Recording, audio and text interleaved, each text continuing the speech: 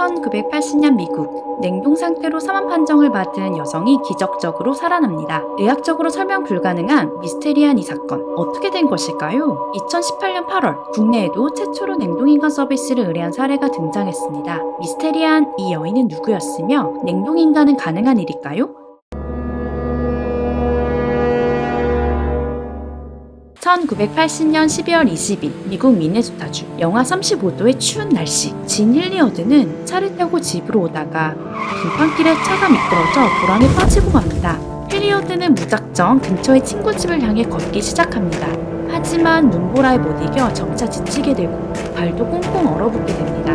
결국 친구 넬슨의 집 근처에 쓰러지고 마는데요. 그녀의 몸은 혹독한 새벽 추위에 꽁꽁 얼어붙게 됩니다. 다음날 출근길에 친구 넬슨은 그녀를 발견합니다.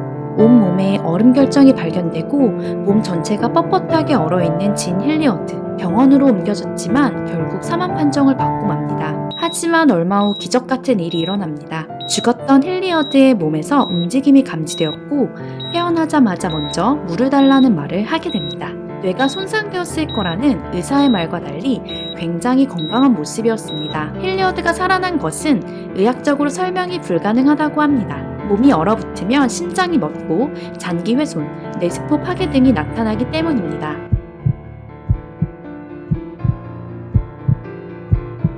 과연 먼 미래, 죽은 사람이 되살아나는 꿈 같은 일이 가능할까요? 노화가 질병이라 믿는 사람들이 있습니다. 이들은 영원히 죽지 않는 삶, 영생이 가능하다고 믿습니다. 아주 먼 미래에 기술이 발달할 때까지 냉동인간이 되어 죽지 않고 있으면 수백 년 이후 깨어나는 부활이 가능할 것이라 믿습니다.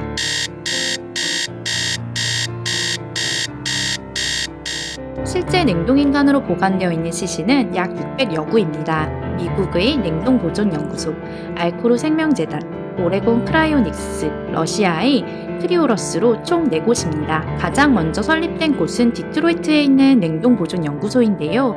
세계 최초로 냉동보존수를 시도했다고 합니다.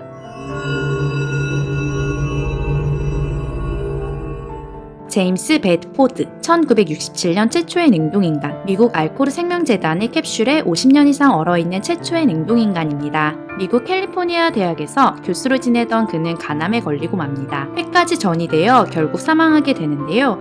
사망 직후 최초의 냉동인간으로 보관됩니다. 1991년 오래된 캡슐에서 새로운 캡슐로 옮기는 과정이 있었는데요. 베드포드의 외관 상태를 검사하였고 손상된 곳 없이 매우 온전하게 있었다고 해요.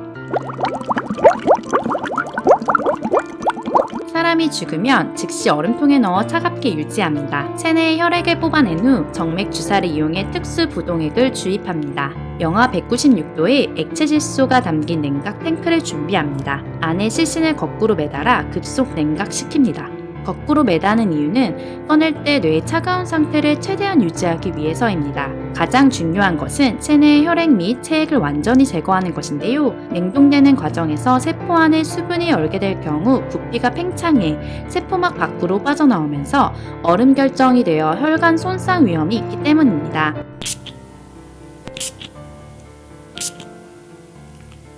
미국 알코르 생명연잔재단의 경우 약 2억 원 정도면 가능하다고 합니다. 크리오러스 기준으로 보면 미국보다 상대적으로 저렴한데요. 머리만 보관할 경우 약 1,600만 원, 몸 전체는 약 3,800만 원이면 가능합니다.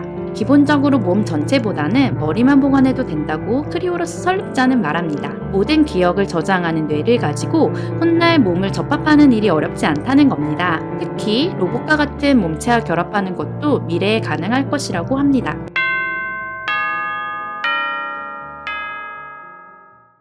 2018년 8월, 국내 최초로 냉동인간 서비스를 의뢰한 사례가 등장했습니다. 러시아 크리오러스 파트너사 크리오아시아에 문의가 들어왔습니다. 현재 체세포 배양에 성공해 냉동 보존을 앞두고 있다고 하는데요. 처음에는 전신 보관을 요청했으나 모스크바 인근 보존센터로 부모님을 보내야 한다는 점 때문에 결국 체세포 보관을 신청했다고 합니다. 아시아에서도 수요가 있어 크리오아시아는 2019년 초쯤 아시아 고객을 위한 냉동 보존센터를 블라디보스톡에 설치할 예정이라고 합니다.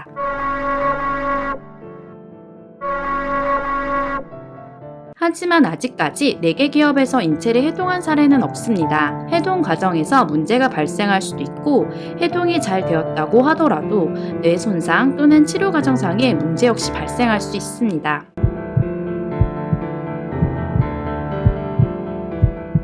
난임 치료에 사용되는 작은 세포 수준은 문제가 없지만 심장, 폐 등 인체 장기 해동 기술은 아직 갖추지 못했습니다. 세포가 커지면 해동 과정에서 표면과 내부의 온도 차이 때문에 문제가 발생합니다. 고기로 비유하면 냉동실에 얼은 고기를 뜨거운 불에 구울 때 속은 익지 않았는데 겉이 타버리는 것과 같은 원리라고 합니다. 2016년 미국 브레인 프리저베이션 재단은 실험용 토끼뇌를 5년간 냉동 보존하고 손상 없이 해동하는 데 성공했다고 밝혔습니다. 냉동 인간이 그렇게 먼 이야기만은 아닌 것 같습니다. 지금까지 민텔이었습니다.